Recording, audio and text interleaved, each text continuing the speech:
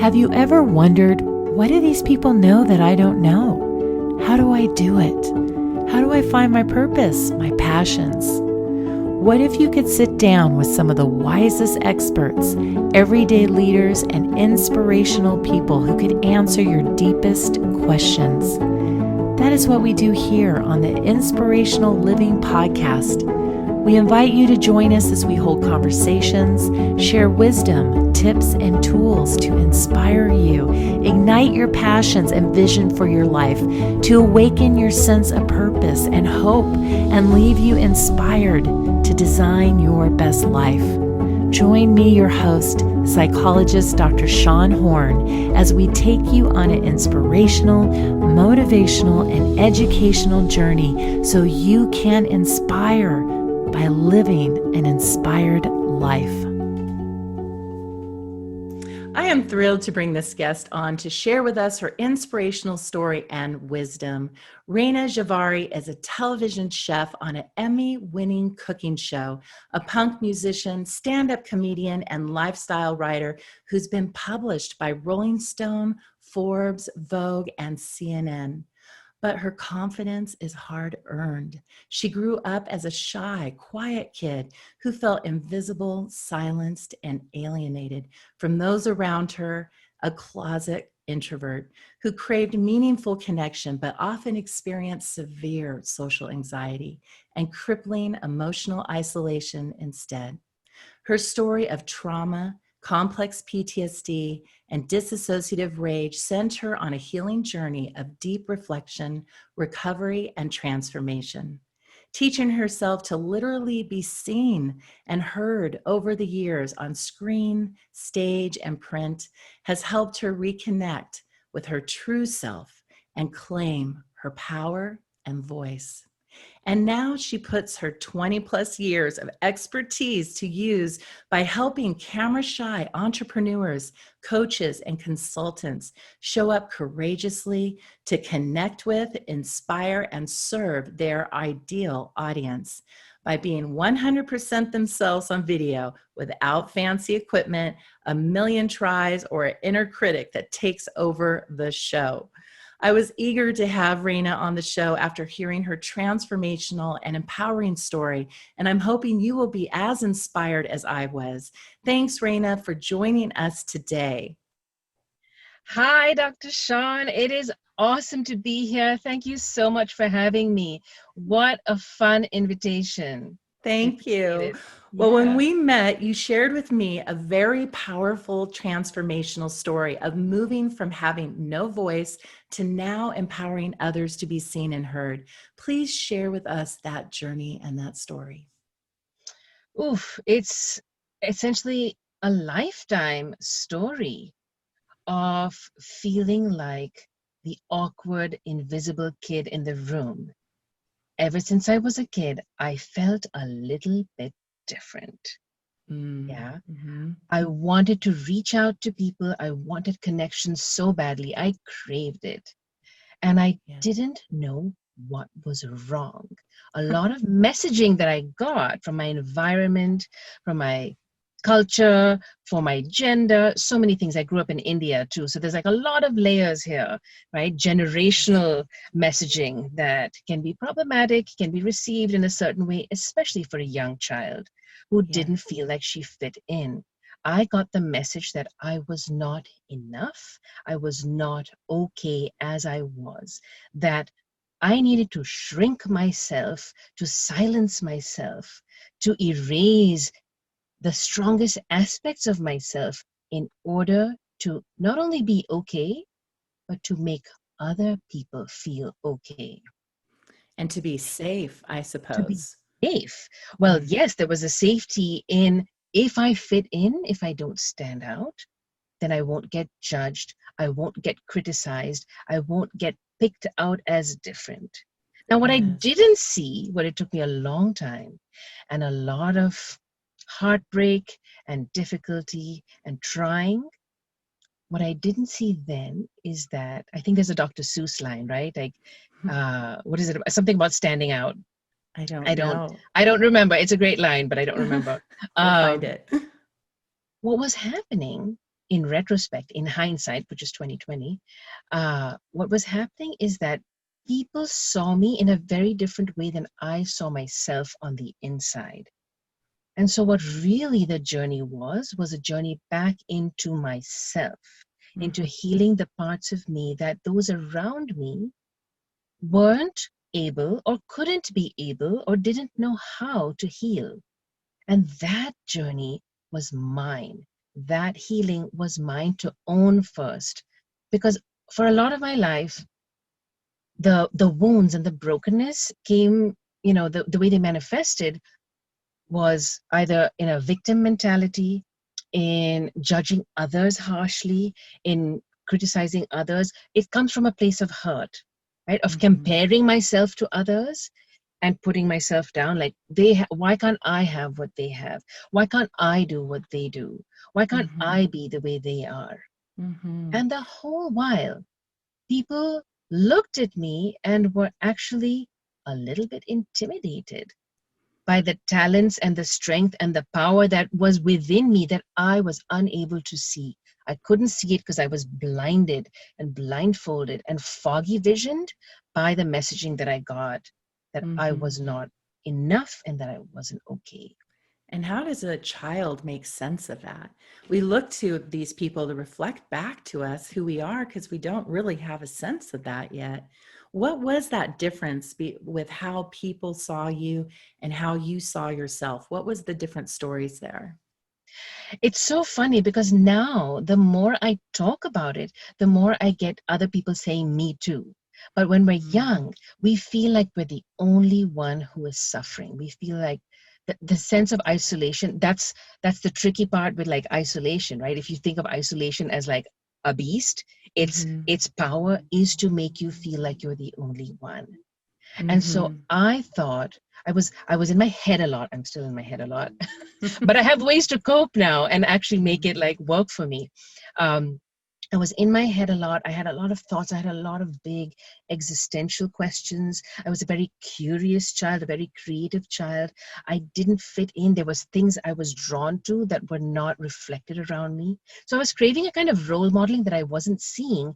And how I received that as a child was that, oh, the things you are intuitively drawn to are not okay because they're not in your environment. Now, this is, mind you, in the 80s and 90s, to date myself, right? So we didn't even have the internet. We didn't have smartphones. We had no phones. We had there was one phone between 20 people on a block, right, that you shared. So there was no way to get outside of the environment that I was given and grown up with. So imagine like a fish in a fishbowl. A unicorn. I say a unicorn in a donkey world. You were a unicorn in a donkey world.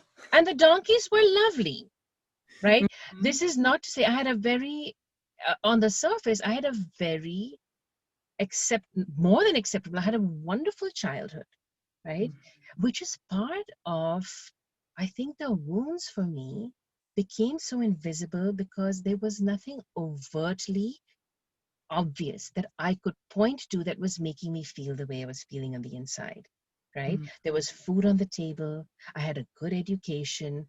My parents are still together. I have a younger sister. I went to school every day, a good school. I had, I knew people there. I didn't feel like I was close to anyone. There was a certain kind of emotional intimacy that I craved. I've always craved since I was a child. Of connection, of communication, of conversation, of vulnerability, of allowing all parts of myself out to be able to ask the big questions and not get shut down. I was always asking big questions and I felt like I was getting shut down, but I realized now in hindsight, everybody around me did the absolute best they could. They did what they could with the tools that they had at the time, which is what I'm doing now. Yeah. And I can look back 20 years from now and say, maybe that wasn't so great, but it's okay. I accept it. And this is part of actually what I teach in the camera work that I do. The first pillar, I have like 3 pillars that I teach from. And the first pillar is acceptance. It's full and complete self-acceptance, which is not a lot of things. It's not what a lot of people who teach what I teach. I mean, there's a lot of people out there doing camera work, but I really focus on the inner work because you can have all the fancy equipment and all the lighting and all the information and all that noise that you want. But if you're inside, you're not aligned and strong on the inside, if your relationship with yourself isn't strong enough, then all of the inner critics are going to come out, all that feeling of not good enough, of lessening yourself, of erasing yourself, all that noise starts coming out.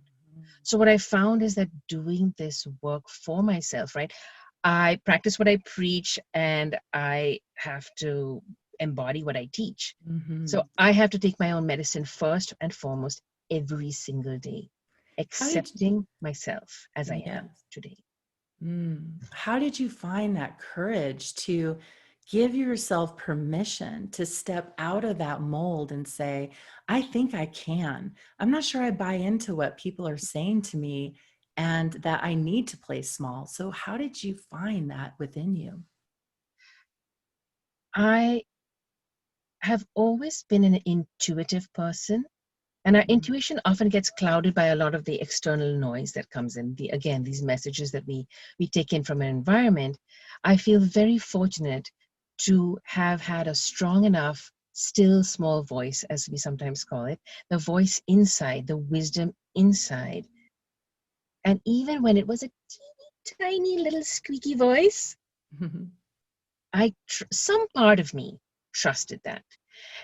And at some point I developed this mantra for myself, which was find at least one person out there who reflects what you are seeking.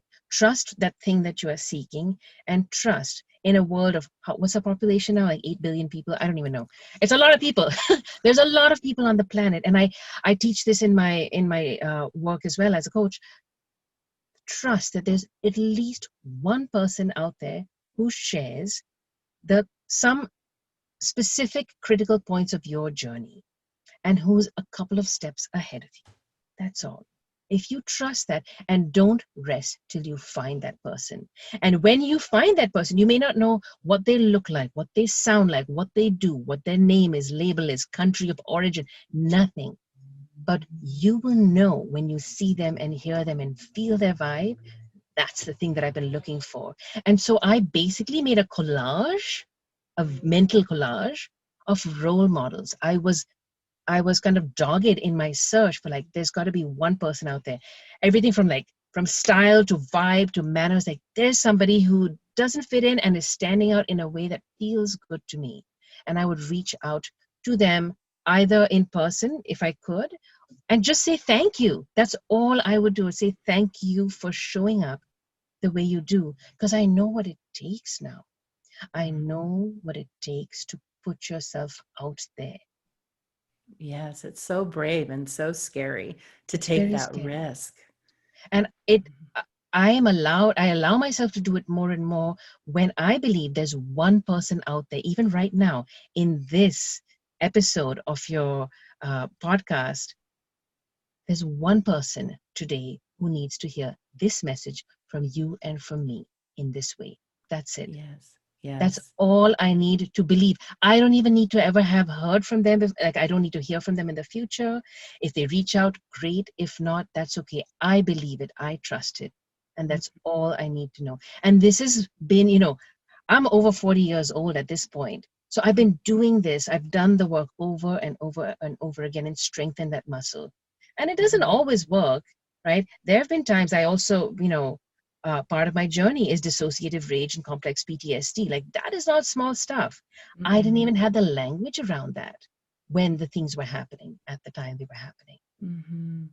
Tell us about that. What is dissociative rage and how did this show up for you? So I have essentially a lifelong history of repeated it's kind of a certain kind of traumatic pattern that's repeated itself over and over again. Mm-hmm. For anyone out there who's a people pleaser or a codependent of any kind who seeks validation and approval from outside before the inside, this may resonate, right? So I fell into different kinds of relationships that were not healthy. People who were supposed to help and protect me ended up harming me.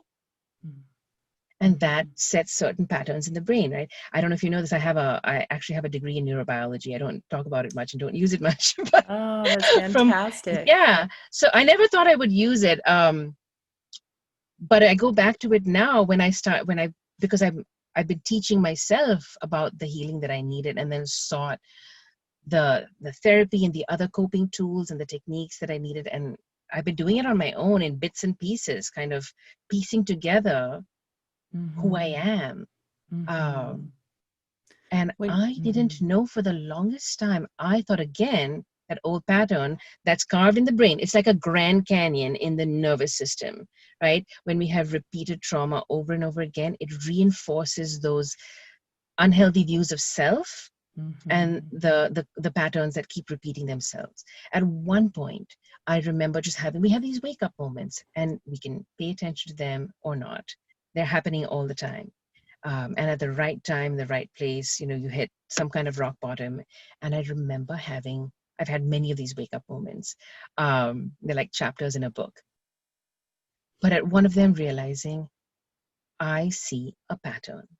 What is similar in this pattern? Me. Now, not me in the way that I'm going to blame myself alone and shoulder all the guilt and shame for the reality that I'm living, because that was another pattern. I would take on all the blame, all the guilt. I would suck up that criticism, right? I would suck up the judgment because some part of my brain found it familiar, right? Yes. You When know you this. share the story about being a child and seeing people on the outside telling you how you're supposed to be, how you're supposed to show up, if you do it this way, then the outside world will be happy. If you don't do it that way, the outside world won't be happy. That child gets programmed to manage the outside world so that their inside world would be okay. And they're given the message that somehow they're responsible for other people's behavior and other people's feelings. And especially if that child is empathic, if they're a highly sensitive child, they're tuned into the inner world of other people. And so they go through life managing it this way. And unfortunately, it results in that being a continued pattern with trauma and with hardship, that when people misbehave with them or harm them or abuse them, they think, what did I do? I must have done something. So it's my fault. And if it's my fault, then it's my responsibility to change it. And so we get stuck in that loop, just keeping trying. And that's the pattern we want to break, where is what you're talking about, of stepping back and saying, I'm not responsible for how other people feel or how other people behave. And this effort I'm making to manage the inner world of other people, it doesn't work.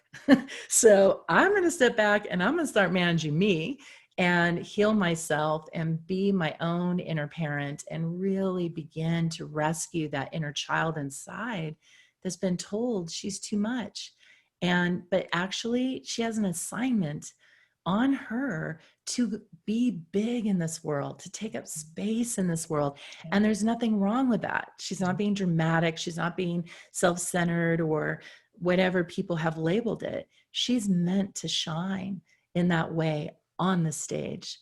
I really relate to that because in my own journey, I too was always told that somehow that's wrong or bad to feel compelled to want to entertain or to be on a stage or to be more public. And it wasn't until I met somebody who said, this is just who I am. It's not my ego. It's not that I'm doing it because I want these things from other people. It's because I feel alive when I do it. I can't help it. And so I have to do it. I will do it for the rest of my life. And when I heard that, I just gave myself that permission and stepped into it. And that's what you're talking about, that we can inspire that with someone saying, you're not in the 50% normative group. You might be that 5%er that is meant to be in this unique way in this world, and go for it, do it. And someone like you can help them do it. And you're sharing that you really walk through the fire to polish yourself, to get to a place, the fire of trauma, the fire of not only these toxic words, but these experiences that affect our brain, affect our body, that we need to heal from, peel off, so that we can step into our design. Very powerful. I'm so glad you brought up, you hit on so many key words that have been part of my journey. I identify as a super empath. So I can feel people's feelings like crazy. Yeah. But the flip side of that is that they can feel my vibe too. I talk to strangers all the time. They feel safe and comfortable with me. I can relate and connect with people very easily. And that's part of what I teach too. How do we do that? Right? I want to say, a lot of people think it's an inborn skill. It's not. It came from a lot of work, right? But knowing how not to trigger people, and not in a sleazy way at all. I love the sense of connection, and I see both of us gain when I do that. It has to be two-sided. The true, meaningful, empathetic connection is a two-way street, right? Wow. So there's never any sense of sleaziness or of selling or anything. It's like, do you want to hang out? I have stuff. I can basically give you my energy if you need energy. I've been to shows and concerts where someone's walked onto stage with like an incredible presentation. I mean, my skin tingles. I'm like, oh, I see myself in this person. I feel myself in this person. I thank them in my mind so hard for having the courage to show up that way. We need those performers. We need those entertainers. I needed those role models, and I continue to do so. And one of the things I do, and I'll drop this here for anyone who's listening, if you see someone that sparks joy in you, that sparks inspiration in you, that lets you see yourself in a way that you might not even have dreamed of for yourself consciously, but something in your subconscious knows. When you see the sparkles or the glitter or the hair or the makeup or the voice or the vibe or the music, right? You see that, you feel it. One piece of advice is reach out and let them know that you saw them. Wow. That's so Let them powerful. know. I have made some incredible connections without even wanting to. I didn't want anything from the person, from a place of deep gratitude. Thank you for showing up exactly the way you are. Messy and imperfect and loud and shiny, and that's okay. Because that's how I see myself, and that's the permission I give to my clients as well.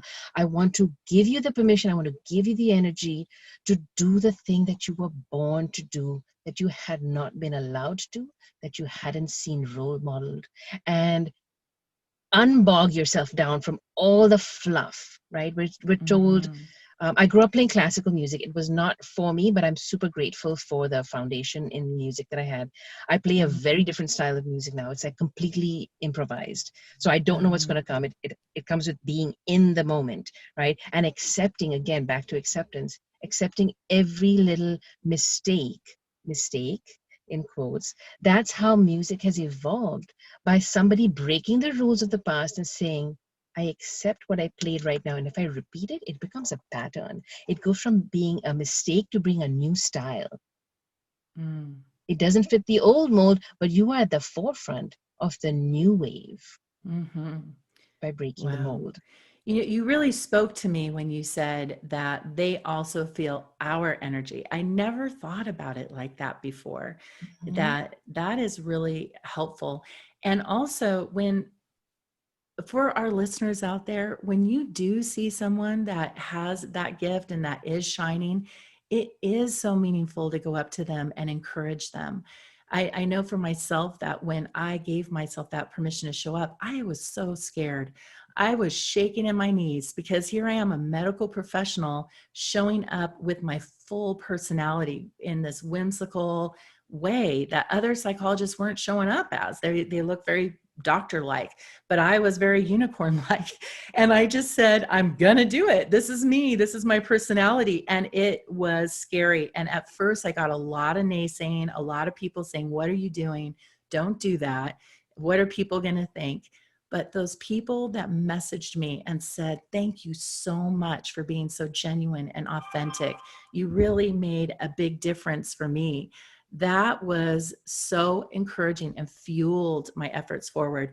So I often hear people say that they don't compliment people because they believe they already know that.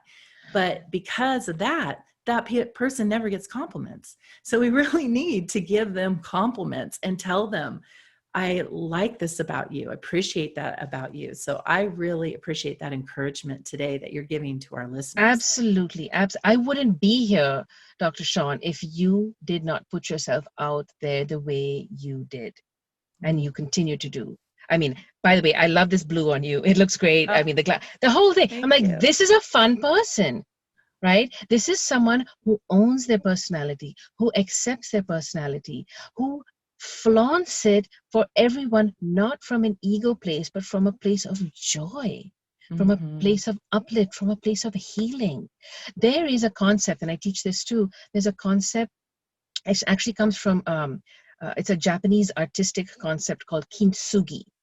I don't know if you've heard of Kintsugi, but Kintsugi is a form of ceramic art where you take broken things, like a plate or a cup or a bowl or a mug, and they're put back together. They're glued back together with a gold, I guess, a glue of some sort. I don't know ceramics. I don't do the art, but they're basically put back together so you can see it's highlighting the wounds in gold, right? Instead of hiding our broken places and our wounds, they are highlighted.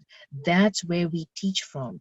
There's a very, one of my favorite Buddhist, he's a Buddhist monk named Thich Nhat Hanh. I don't know if you've read any of his work. And he has this concept of teaching from the wounds. Our wounds are what make us strong. Our scars are what make us soldiers, right? In the battlefield. But like, battlefield is kind of a strong metaphor, but I mean like even on the stage, right? We entertain from a place of healing that comes from burnishing those wounds with gold, not hiding them. Yes. You're talking about turning that pain into purpose. And that is so meaningful of a journey that we do. Yes. I think we are conditioned to be embarrassed of the pain. It's not okay, right? Somehow we're told this. And then when we start speaking about it, you become the leader that people say, oh, she said it. Now, what a relief. I can say, me too. I suffered in this way too, but I was too scared to say it first, right? I had this other concept called like starting the party or being the match. I consider myself being the match. The two different ways of the same concept is like, backstory, I love to dance. And I will go dance anywhere, even if nobody else is dancing, because the music is like my safe space. It elevates me outside of the noise in my head and really gets me to a place of like euphoric kind of spiritual joy. And I noticed this at some point. Anytime I was at like a party or a concert or something where there was music, that had kind of a beat or a groove where it was meant to be danced to. And I would look around. The dance floor would be empty, right? Just things are getting warmed up, things are getting started. I could feel the vibe. Like you could see the speakers are thumping. You can see people around the dance floor kind of leaning up against a corner, holding a cup or something. And you see their shoulders shaking a little bit. You see their head kind of doing this a little bit. You see the toes tapping a little bit, but no one is willing to make the first move. And I realized from a place of service, like it sounds absurd because I felt that in my body. And I said, if I go first, if I take the chance, I am allowing other people to know it's safe here. You can come. I will be the one. In comedy, it's called taking the bullet. The one who goes first to test out the audience, right? To get them going. It's the scariest. It is the scariest place, but someone's got to do it. And I did that. And when I realized 5 seconds later, the floor would be packed. There would be a huge, within minutes, people had flooded there because they saw someone freely allowing themselves to enjoy themselves. And the floor would be packed. I would often, almost always, at some point, step away from the crowd and just watch. This is where I just had to strike the match, right? The fuel was there. and it was ready and waiting to catch fire. And all I needed to do was strike the match. It wasn't about me. It was just about being the match, And it, starting the party. And it gives me the most joy to see that amount of people. Like, you basically are building community by allowing everyone to come together, and whether it's dance or coach or teach or be, however it is, giving the permission was like a big deal, because I had to give myself permission first. Back to taking my own medicine, right? It's so hard to articulate the joy that is experienced when you see people step into that freedom and express themselves without restraint. It's just so beautiful. I mean, that's And food for my soul. It's really food for my soul when I see someone step into their power and their purpose and their passion. Yes. It feeds us, and it helps me keep doing it. And that's where it becomes mutual. It cannot be like, the work I do doesn't work unless it heals me also. It has to heal us both. It doesn't work otherwise. It's not a one-way street. Yes. I call it coactive coaching, actually. The kind of coaching I do is called coactive coaching. It happens in relationship. It happens from a place of trust, from a place, it's not just, oh, someone pays me a bunch of money and I give you some tips and tools and like information and a bunch of PDFs that you're not going to use. It's like, no, we are in the moment, doing the work in relationship. You are bringing to me what you're struggling with. And by that, you're already naming it, articulating it, as you said, right? Yes. Acknowledging where you are and where you want to go. And together we get you there, right? Yes. It works both ways. This is the courage of leaders, being willing to step forward where nobody is, or maybe nobody's gone, just so that you can inspire those to join you, because you know that it's good. You know that it's in the best interest and the higher good for all. And you're compelled to do that. And it is scary, and often is the loneliest place, because there aren't people that are willing to stand next to you at first. But then they come and then you can sit back and see it and just have the joy of seeing that positive wave occur. I want to step back to what you said earlier about our stories. And you were touching on how we get stigmatized. We get stigmatized with whatever trauma stories we have, abuse stories. And this is why I want to have people on the show like you, like me, like so many others whose story did not define them. It fueled them, that they were not conformed to that story, but they transformed. They used their pain to that purpose, and they had victory, and they had a life, and they move into this life full of their dreams and their potential, and they inspire others. And nobody would know that that may have been part of their history.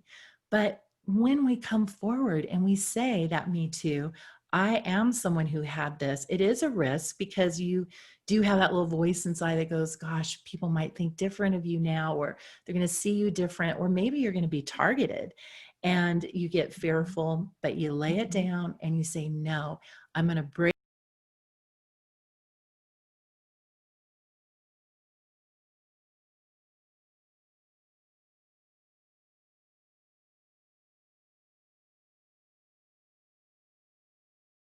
They think their diagnosis defines their destiny, and that this is who I am. That's not who you are. That's what some professional assigned to the paperwork to send to your insurance company, so the insurance would pay. And so we would know what medication would be more effective for you, or to research, but this is not you as a person. This is not what is going to be in your future. Sometimes we need to manage symptoms. We need to manage our triggers as they come up, but we can find ways to successfully manage them, and tools and coping skills, so that they don't paralyze our life in the way that we're so fearful that they will. And so you're really sharing that. You're saying, I didn't let that define me. I didn't own that stigma. I said, I own myself, and I stepped into it. Very and powerful. I will say it hasn't been easy, and I don't share everything with everybody. It's still the other pillar of my program. I run a small group coaching program for the camera presence work that I do. And another pillar is respect. So accept, respect are key parts of that, right? We can't connect unless we accept, respect, and then project ourselves out. So the respect part, I'm sweating here, so give me a second. It's very hot. The respect part is about knowing my boundaries, knowing what I need to keep me feeling safe and secure, knowing who I can share what with, at which point in time. There was a time I could not talk about any of this stuff with anybody. I mean, talk about dissociative rage. People look at me and think, there's no way. You're like a happy, joyful person. How could you possibly have that happen? I'm like, it's not being upset about something like, oh, a mug broke, right?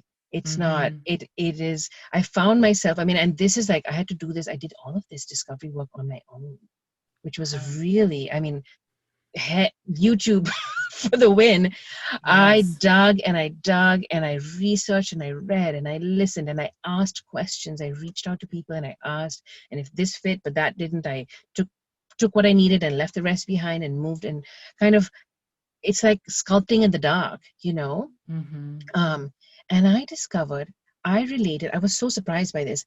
I related so closely to the stories of war veterans. They would describe their PTSD symptoms in almost the exact same language that I found myself using. I'm like, something is not making sense here. What is this? Why am I experiencing symptoms in the exact same way that, like, and these were usually male war veterans who had been, like, you know, in Iraq, and like horrible situations where they'd seen their colleagues head blow off, like really traumatic stuff.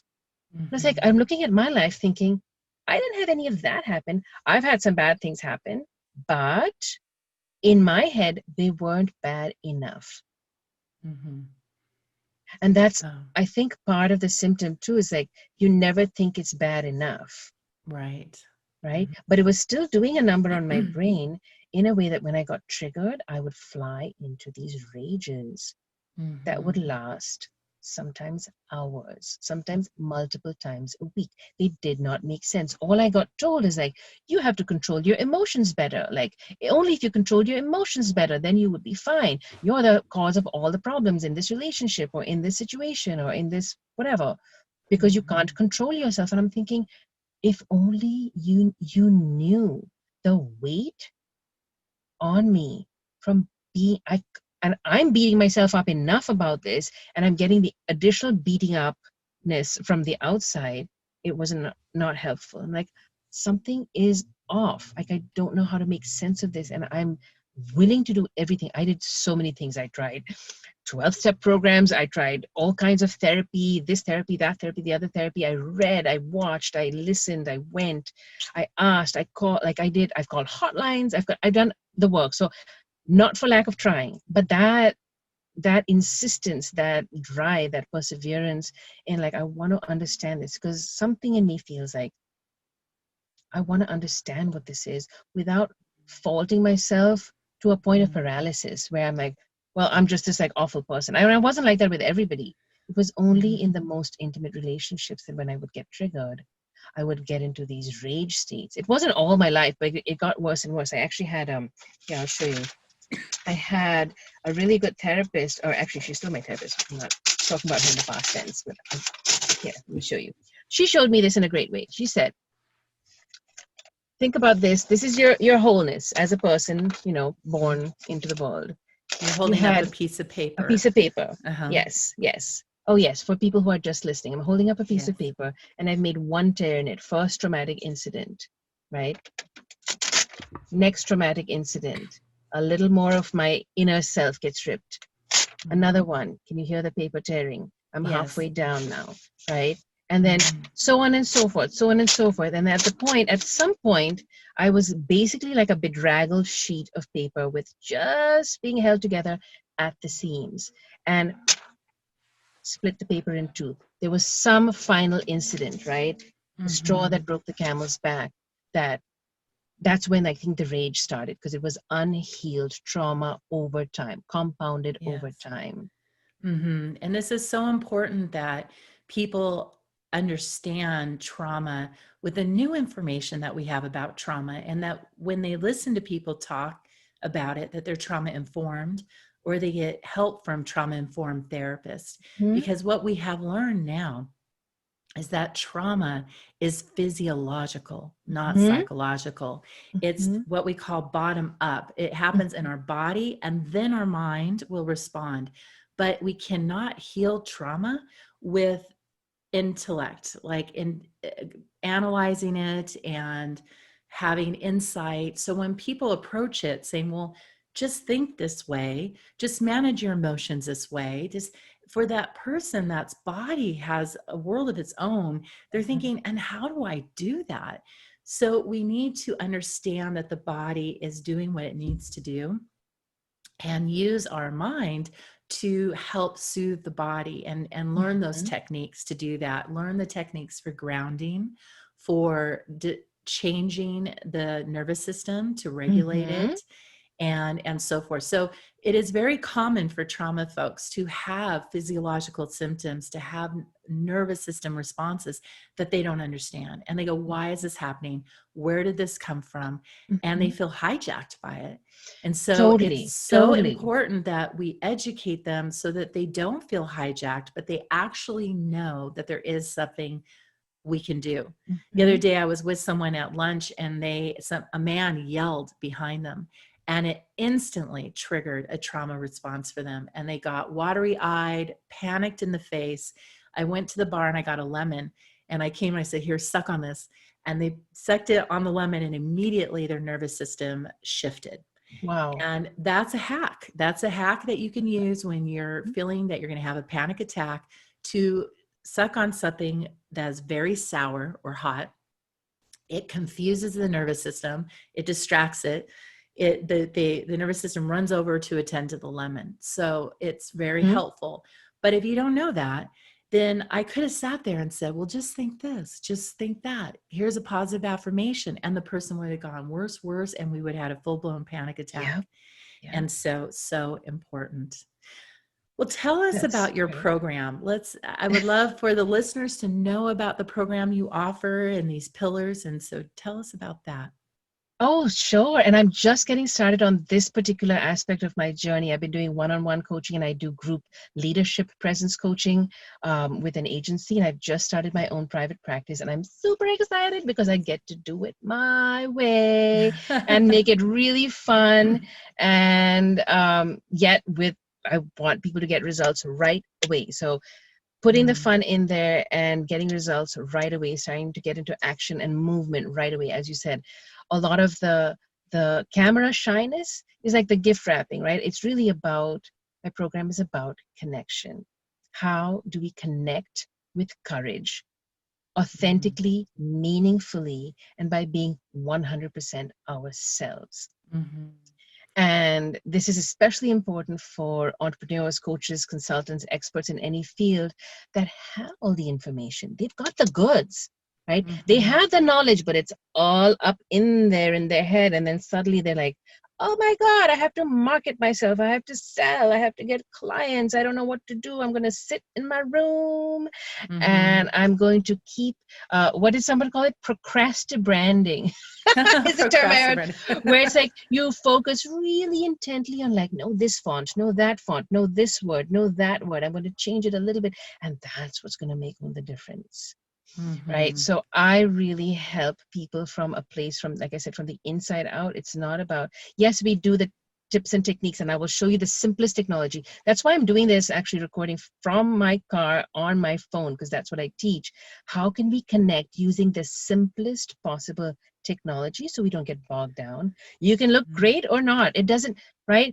I want you to look how you look. So we'll do some styling and some branding, but mhm, that's appropriate to you. I'm not going to make you look or sound like me. I'm going to help mhm, you look and sound like you in a way that you may or may not even have known. So we get into the mhm, subconscious blocks. I have some exercises around releasing subconscious blocks. What's really blocking you from putting yourself out there imperfectly, messily, good enough, right? Mm-hmm. Accepting Mm-hmm. your enoughness in Mm-hmm. the moment and just starting somewhere. Because this is what I have done all my life. And it's taken me years, decades to learn this and be able to systematize it. Mm-hmm. And so what I offer is like basically I've boiled all of that down to the essence of what it is. So it's like it's a premium program and it's short. So I actually cut out the noise. Because a lot of the times like you buy lower ticket stuff and people feel like they have to stuff the bra, as it were, like give you all this extra stuff. And you're like, I'm actually overwhelmed. I just tell me the one thing I need to do. And the one way I can like solve my particular issue, which all the coaching I've done in the past also, the same solution might be, you might have an opposite approach for another person. So I do really custom stuff. It's only small group, 10 to 15 people at most. And the main pillars, right? You can't connect unless you accept, respect, and project. That's kind Mm-hmm. of the, right? So before you connect, first accepting yourself, who you are, your story, all parts of your story, not just one thread that might have defined you in the past, but all of it. Accept Mm-hmm. your goodness as well. A lot of us have a very hard time accepting and knowing our goodness. I often ask this of people, what are your best qualities? In fact, Dr. Sean, what are your best qualities? I What love do you love people. about yourself? I love that I love people and that I have a lot of hope and that I'm playful, I'm funny, I am engaging and sincere and authentic.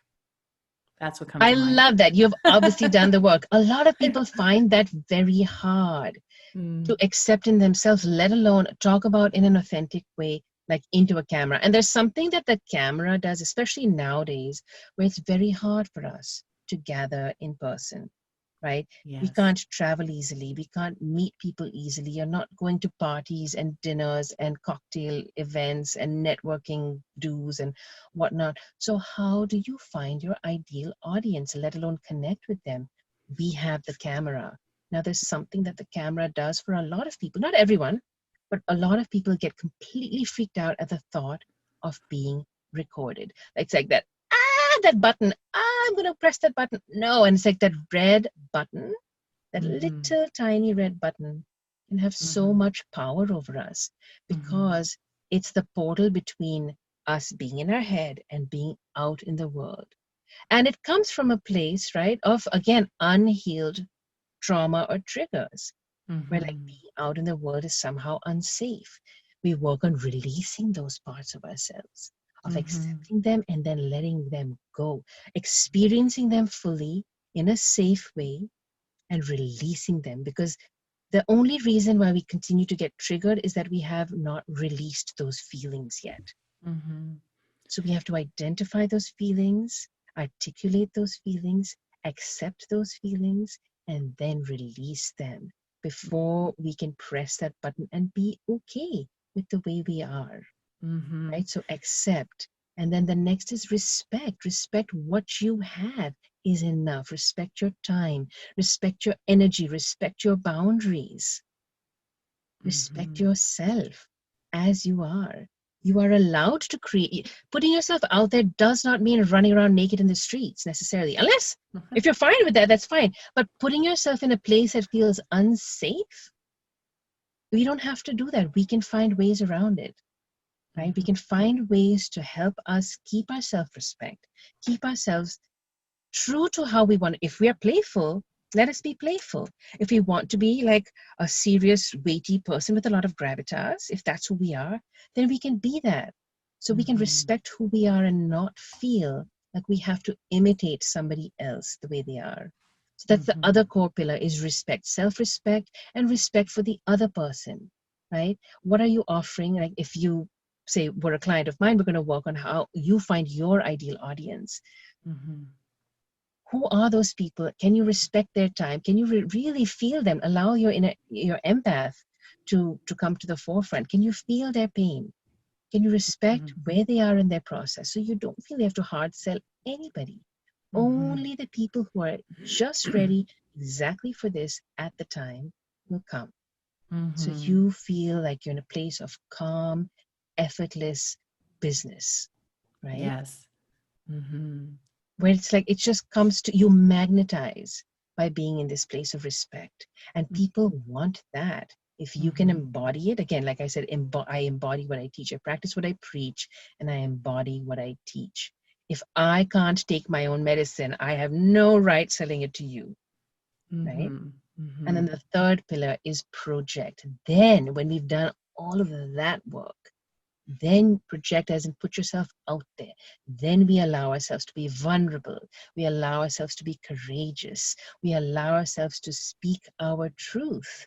And yes, we'll do some message polishing, and we'll find ways to, all of that, right?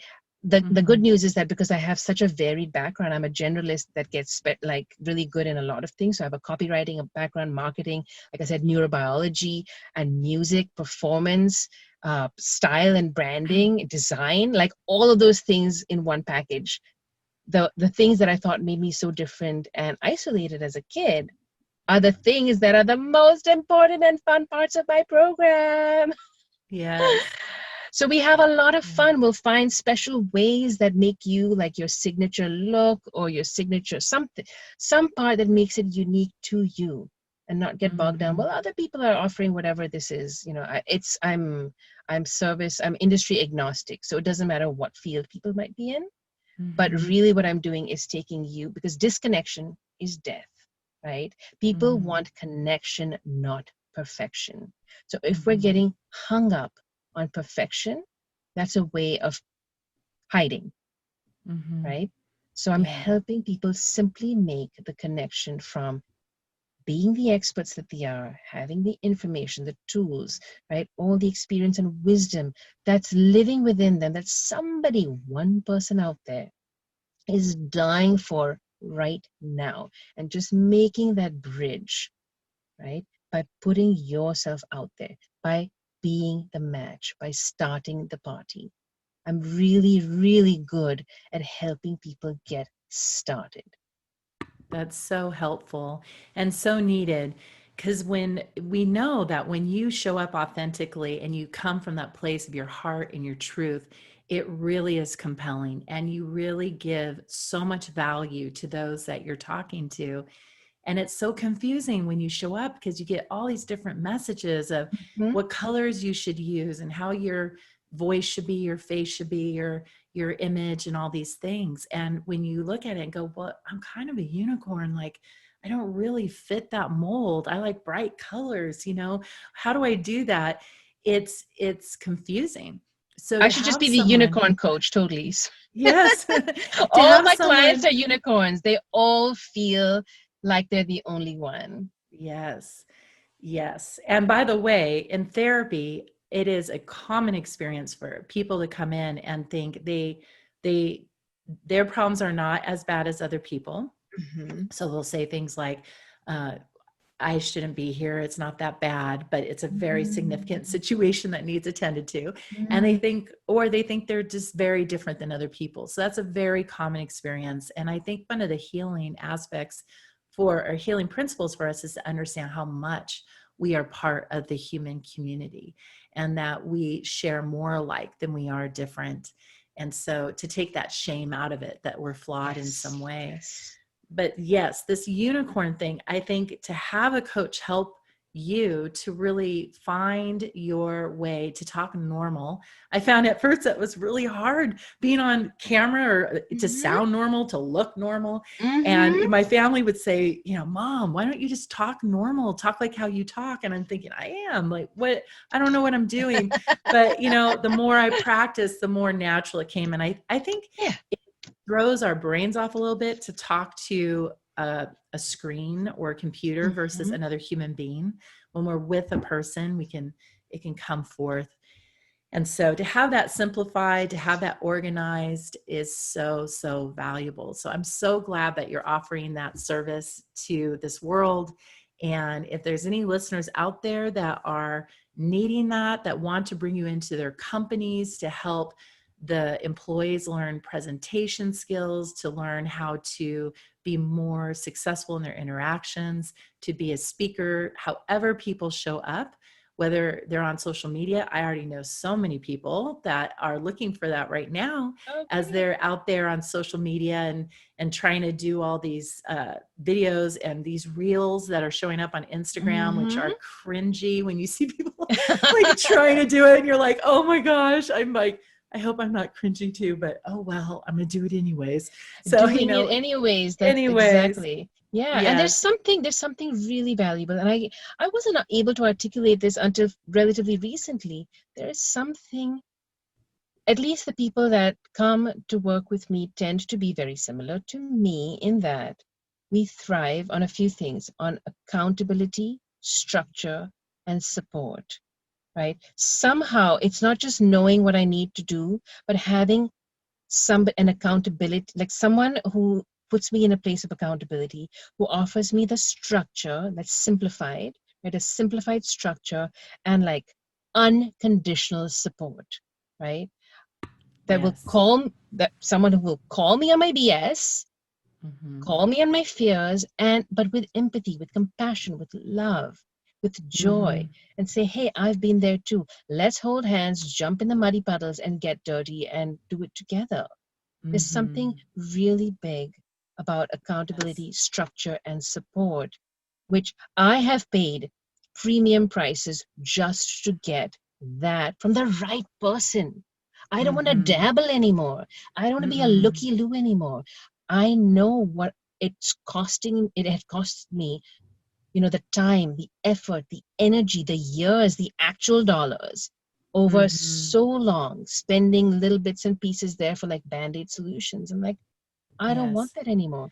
And when I got the right kind of coaching, and I was at the stage in which I was fed up and willing to invest in the right thing, right?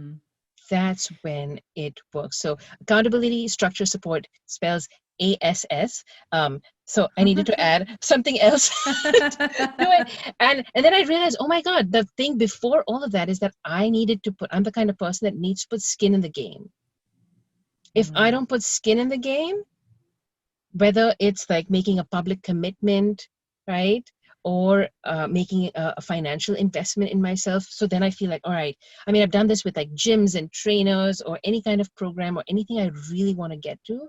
If I invest in it, then I'm more willing, like, and able to show up because I'm like, oh, well, I put it down. Like in the moment, I'm like, all right, I made the investment and now I better do the work. Right? And that's how I've got things done. So that was the S at the beginning. Put skin in the game, then accountability, structure, and support. So you got sass. So if you like a little sass in your life, that's the kind of people that I like to work with. But yeah. And I want to see more unicorns out in the world. This is where the joy is. I want to see people succeed. I want to see them make the cringy reels, and I want to see those reels get better and more fun. And see, I call it peeling the layers of the infinite onion. We will keep peeling. I'm constantly doing this work on myself, Dr. Sean. I don't stop. That's the journey. That's the life journey. I've loved to learn process. I mean, I'm a professional chef, for crying out loud. We have to learn process, loving the process. Because guess what? The food gets eaten. You can take all the pretty pictures you want. The food ain't gonna last. Yes. I really appreciate you saying about having that safe, supportive feedback that you can trust and someone who's really going to be there with you. I know when I first started, I did invest in some coaches and they gave me this information, but they didn't follow through with me where they were paying attention and giving me feedback. And it felt very insincere, I guess I would say. And so you find a lot of coaches out there that are showing you that they can be kind of a dog and pony show. Like, look at me, I do this thing. But then when you actually hire them and work with them, they don't give you the sense that they really care about you and how you're showing up. They're paying attention. They're giving you feedback. They're saying, hey, I saw that post. I saw that video. I really like this about you. Instead, they'll say, well, for another $1,000, I will look at your video. Really? So it's just, there's a lot of insincerity out there. So I really appreciate that heartfelt coaching where someone is really truly invested in you. And I will say that I gave myself the permission to show up in the way I do. So I don't pre-plan my posts. I sometimes am very impulsive with my posts. I get an idea and I'm sharing this right now. And I've had people message me that say, what I liked about you was that your page wasn't polished, that you didn't have it all organized, that it wasn't a color thread or a certain pattern or certain fonts, but that you're just you. And when you look at my page, it's just really all over the map. It's not really beautiful like some of my friends because I'm just not that planful, but I'm heartfelt. So you're going to hear in the moment from me. And that's just how I roll. And people like it. They connect with it. They trust it. Yes. I think we're, especially at this point in the world of media and social media, we are at a point where I know for me, there's enough people out there who crave raw authenticity more than anything else, right? I can buy a package of like fonts and colors and whatever and make like every other post is an inspirational quote. And then there's like me on a beach in white linen and like it looks amazing and this is my life. By the way, that's not my life. Like I'm sweating in the car right now and my kids at home in computer school, we call it computer school, right? And I got to do grocery shopping. I'm a real person and I want people to know that. I think we're tired of the frilly exterior and the hollow inside. I'm like, I'm showing up with all insides and a messy exterior, and you're gonna freaking love it because this is who I am. And that's the kind of person I want to work with. There's enough polish out there. If you want polish, take the polish. If I F up, you're gonna know it. I'm gonna own it and tell you, and I'm gonna make it right. Right. Yes. And I definitely trust that more when I have somebody that's all polished and stuff, and I'll get more suspicious with how they're going about their business and things. So it evokes that trust, and that's good.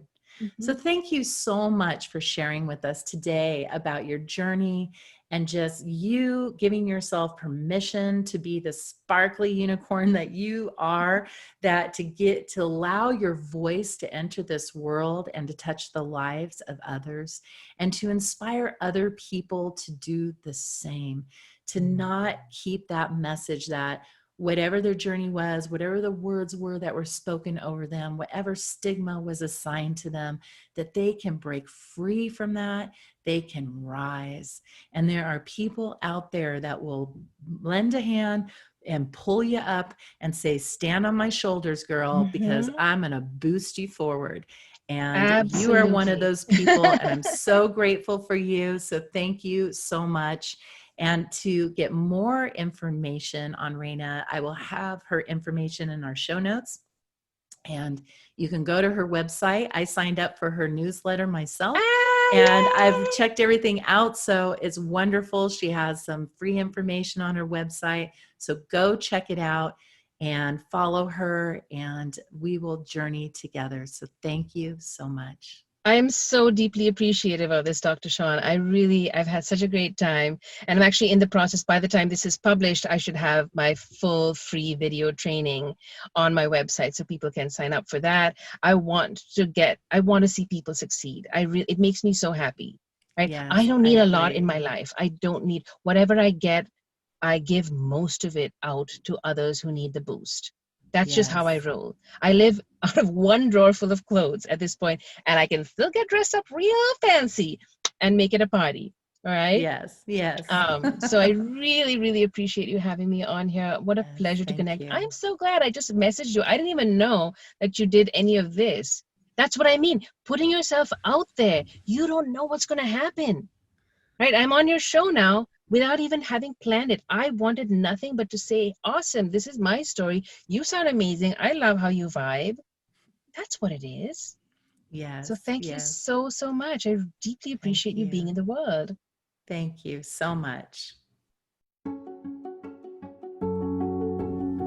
Thank you for joining us today. I hope this discussion was inspiring and uplifting to your journey. Please remember this podcast is for educational purposes only and is not meant to substitute a relationship with a licensed mental health professional. Also, make sure you rate this show, share with those you know, and send us a shout out. Please message me with any topics you would like me to address or questions you have on social media at Dr. Sean Horn or on my website. Thank you again, and may you find joy in the journey and be richly blessed.